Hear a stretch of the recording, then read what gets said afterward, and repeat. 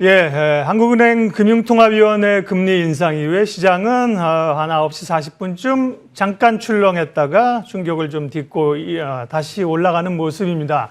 그러니까요, 금리 동결이 예상도 있었고요. 사실은 앞서 민재기 팀장도 전 프로그램에서 말씀하시던데 국내 금리보다는 테이퍼링, 미국 통화 정책에 훨씬 더 관심이 많기 때문에요. 기자회견이 남아있지만 어쨌든 간에 이 이벤트는 시장이 흡수하고 있다 이렇게 봐도 될 것 같습니다. 오늘 시장의 핵심 종목별 이슈들 보면서 종목별 아이디어 세워볼게요. 밸류파인더 이충헌 대표님 오늘 오셨습니다. 어서 오십시오. 안녕하세요. 네. 자, 시장 얘기는 뭐 잠깐 말씀을 드렸고요. 우리 이제 기업 얘기 좀 하도록 할게요. 첫 번째 주목하는 기업인데요. NC소프트입니다. 최근에 그 게임주의 흐름이 괜찮았는데 오늘 NC소프트가 불소2, 블레이드 앤 소울2가 오히려 오픈했는데 반응이 안 좋으면서 주가가 급락하고 있어요. 추가 상승이라지 30%니까 보수적으로 보셨는데 리니지 W 기대감이 있었잖아요, 그죠? 그다음에 네. 크래프톤 상장 이러면서 게임주가 좋았는데요. 블레이드 앤 소울 2가 그렇게 관심은 굉장히 많은 것 같아요. 주가를 하루에 이게 10% 끌어내릴 요인인가요?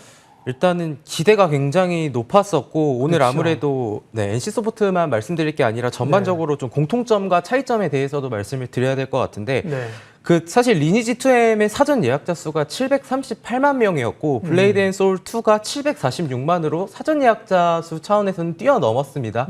근데 뭐 저는 이거를 게임을 해보진 않았지만 게임을 하신 분들의 후기가 뭐 리니지하고 뭐 크게 과금 구조나 이런 게 다를 게 없다. 약간 오히려 실망하는 좀 구조가 된 것 같아요.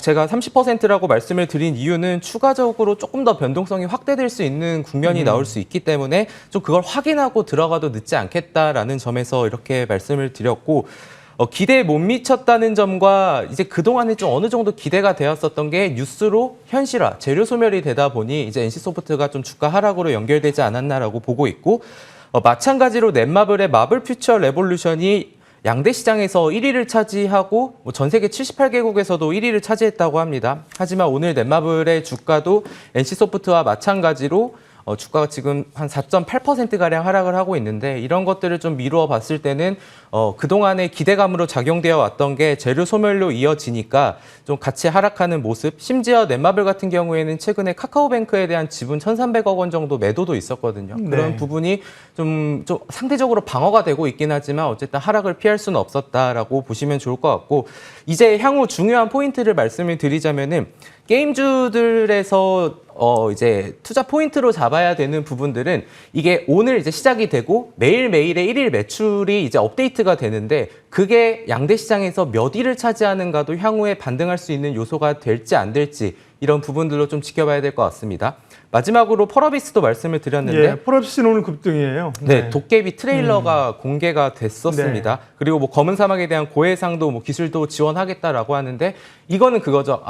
이렇게 트레일러가 되고 사람들이 많이 보니까 이거 사전 예약자 수 받고 나중에 출시하기 전에는 잘 되는 거 아니야? 라는 기대감 그리고 최근에 중국발로 인해서 좀 주가가 급락했었던 좀 저가에 대한 메리트까지 같이 유입이 되는 모습이기 때문에 오히려 신작 게임이 출시가 되지 않았지만 기대감만으로 이렇게 올라가는 거 그러면은 이 게임이 또한 출시가 될 때쯤에는 차익 실현이나 기대 소멸로 인한 이런 부분들도 좀 잘 체크를 해봐야 되지 않을까라고 말씀드리겠습니다. 게임주가 변동성이 상당한데요. 뭐 어떤 새로운 뭐 M&A라든지 이런 이슈가 아니면 사실 하루에 NC가 10% 빠지고 펄어비스가 13% 오르고 이제 흔하지 않은 일이고요.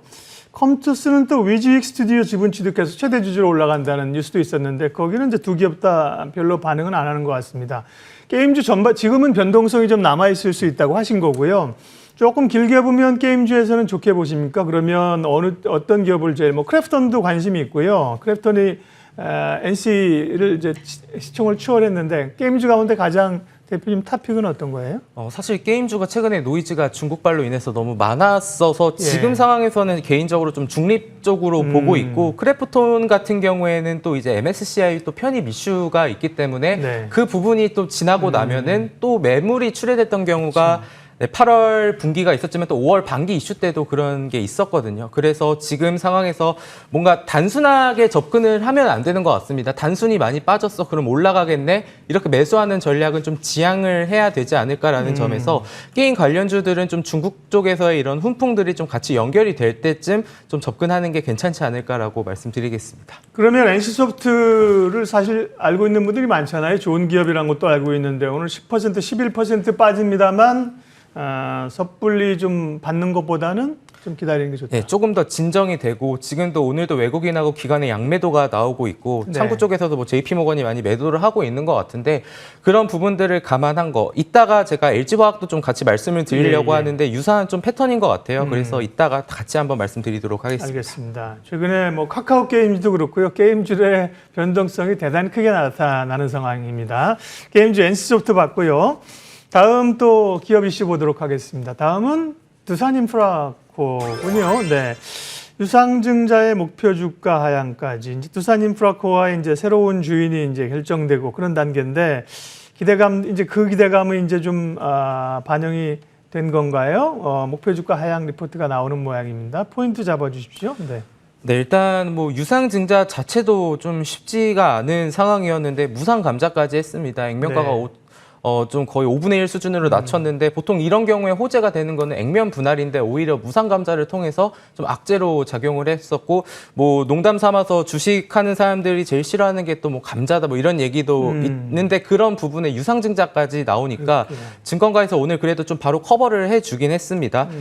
이게 결국은 감자를 하는 이유는 재무 구조를 개선시키기 위함인 거죠. 찾아보니까 부채 비율을 지금 기존에 한 450%에서 한 250%까지 좀 줄일 수 있는 이런 좀 방법인데 증권가 투자 의견은 매수에서 중립으로 좀 하향이 됐었고 목표가도 기존에 18,000원에서 한 14,500원까지 좀 낮춰 잡는 이런 모습들이 나왔습니다.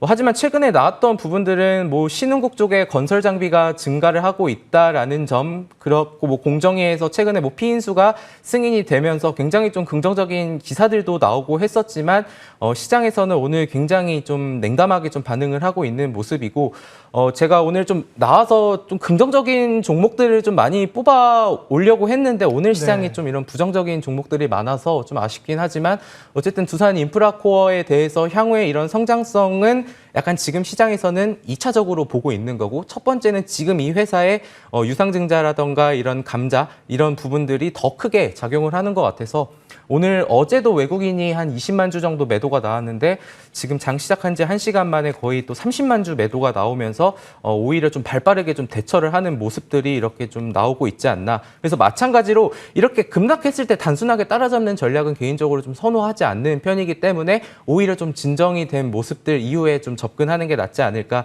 뭐 말씀드렸던 것처럼 신흥국 쪽에서의 이런 건설 장비 매출은 꾸준히 향후에 컨센서스로 좀 긍정적인 수치들이 나오고 있으니까 오늘은 조금은 좀 관망을 하시다가 그 이후에 아니면은 지금 손실을 보고 계신 분이라면은 차후에 추가 매수의 기회로 삼는 게 낫지 않을까라고 말씀드리겠습니다. 현대중공업 그룹으로 이제 넘어가면서 새로운 판을 짜는데 증자의 가능성은 있었는데요. 감자후 이게 지난번에 삼성중공업에서 똑같이 했어요. 그러니까 감자를 하면서 뭐 이제 사실은 잘 못 듣던 뭐 액면가를 낮추면서 감자를 해버리고 유증을 해버려 갖고요. 삼성중공업도 그때 충격이 엄청 있었어요. 비슷한 상황이기 때문에 역시나 이런 뭐 아까 NC도 그렇고 이렇게 뭔가 좀 소나기성이 나올 때는 쉽게 받을 필요는 없다. 그죠? 좀 피해갈 필요가 있다라고 좀 보고 있고 방금 말씀해주신 것처럼 안 좋은 건 다 해버렸습니다. 이게 뭐 삼자 배정 유상증자도 아니고 그냥 이렇게 일반, 뭐 감자의 증자까지 이렇게 해버리니까 시장에서는 좀 당연히 투심이 악화될 수밖에 없었다라고 좀 보여집니다. 네, 그러네요. 뭐 부담 그러니까 급락하는 기업들만 얘기해서 이따가 관심 종목 있으니까 기대하고 있으면 됩니다. 다음 종목 볼게요. HMM인데요. HMM도 개인 투자자들 굉장히 관심 있는 기업이고 해운업은 좋잖아요. 근데 이제 피크아웃에 대한 논란이 있고 노조 쪽에서의 그 문제들이 아직 해결이 안 된 상태고 기관 내국인은 또 매수세입니까? 추가 상승 에너지 70%로 좋게 해석하셨네요. HMM이요? 네, 사실 뭐 요즘에 좀 섹터가 좋아진다 싶으면은 다 피크아웃에 대한 우려에 대한 그러니까요. 게 좀 도배가 되고 있는 상황입니다. 사실 네. HMM 같은 경우에도 올해 이제 상반기에 가장 핫했던 종목 중에 하나인데 뭐 사실 HMM을 말씀을 드릴 때 카카오 같은 종목들도 좀 같이 말씀을 드리는데 세상 겁낼 거 없이 가장 강하게 급등했던 종목들도 이렇게 쉬어간다라는 부분이 카카오하고 그 모습은 일치하는 것 같습니다. 최근에 HMM 같은 경우에는 가장 큰 이슈가 집단 파업에 대한 이슈였는데 뭐 그거는 좀 뭐 패스를 하더라도 집단 사직, 집단 이직에 대한 부분이 시장에서는 제일 큰 리스크로 받아들여졌는데 극적 타결하는 모습이 나왔었고 그 부분은 좀 해소가 된 모습입니다. 그리고 지금 최근에 이런 BDI 지수 같은 걸 살펴보면은 BDI 지수가 여전히 최근에 또 4,000을 돌파를 하면서 여전히 업황에 대한 기대감은 지속이 되고 있습니다. 그러니까 이게 4,000이 넘어가니까 아 이거는 좀 너무 많이 올랐는데 그럼 피크아웃 아니야? 그러면은 이제 주가도 작년 이제 코로나 이때 3월 달에 주가 수준 대비 거의 뭐 10배 이상 가까이 상승을 했으니까 아, 이 정도면 조정을 받을 수 있겠다라고 이제 좀 기사들이 좀 나오고 있는 모습들인데 사실 지금 말씀해 주셨던 것처럼 최근에 수급 동향을 보면은 한 달 동안 외국인이 27만 주, 기관은 160만 주를 좀 쓸어 담는 모습입니다. 그러니까 오히려 지금 상황에서 좀 조정을 받았었던 국면 그리고 5월 달에 5만 1,000원까지 갔던 주가가 최근에 3만 5천 원까지 이렇게 조정을 받았을 때 좀 진정이 되는 모습이 나오니까 외국인들 기관이 최근 3일간 외국인은 3일 동안 지금 거의 170만 주를 매수를 했거든요. 이렇게 아까 말씀드렸던 거와 좀 일치를 시키자면은 어느 정도의 조정, 하락이 좀 진정됐을 때 외국인이나 이런 기관들이 좀 들어오는 게 확인이 된다. 그때는 상대적으로 조금은 리스크를 줄이면서 투자를 할 수 있는 방법이 아닐까라고 HMM에 대해서 말씀드리겠습니다. 네. 노사협상은 제가 파악한 팩트로는 완전히 타결된 건 아닌 것 같고요. 뭐 말씀하신 것처럼 이제 뭐 협상 결렬, 뭐 회사를 떠나겠다 이랬다가 다시 타결을 하기로 지금 재교섭에 들어간 거기 때문에 청신호죠. 그리고 뭐 이게 극단적으로 가지 말아야죠. 가지는 않을 거예요. 근데 진통이 좀 있는 거고요. HMM 말고도 보면 최근에 펜오션 이런 흐름들이 좋거든요. 해운주 전반에 대해서는 그런 피크아웃 우려가 있지만 비교적 긍정적으로 약간 중립 이상으로 보시는 거예요? 네, 충분히 상승의 여력이 있다고 네. 생각하고 이렇게 해운주를 말씀을 드리면서 네. 자연스럽게 연결이 되는 게 또 이제 조선주들이 될 텐데 네, 조선주도 궁금하죠. 네, 그러니까 펜오션이나 이런 해운주들은 최근에 BDI 지수가 견조하게 잘 상승을 하고 있고 그러면 조선업에서는 뭘 봐야 될까를 네. 보면은 최근에 뭐 대우조선해양이나 한국조선해양, 삼성중공업 꾸준하게 지금 발주가 나오고 있습니다. 그런 부분들이 지금 뭐 위드 코로나에 대한 얘기, 집단 면역 형성 기대감에 대한 얘기들이 나올 때 글로벌 경제가 다시 한번 좀 회복을 할 수 있을 때 물동량이나 이런 부분들이 증가할 수 있기 때문에 오히려 그런 뉴스들이 나올 때 따라 붙는 전략보다는 그런 기대감이 좀 상존했을 때 차라리 매수하는 전략이 낫지 않을까 해서 오히려 최근에 뭐 삼성중공업 같은 경우에는 좀 조정을 특히나 받았었던 상황이어서 오히려 이렇게 시장에서 크게 이렇게 기사들로 이렇게 많이 나오지 않을 때 매수하는 전략이 낫지 않을까 해서 이런 해운주, 조선주 둘 다 좀 긍정적으로 보고 있다라고 말씀드리겠습니다. 삼성중공업은 주가 흐름 보시면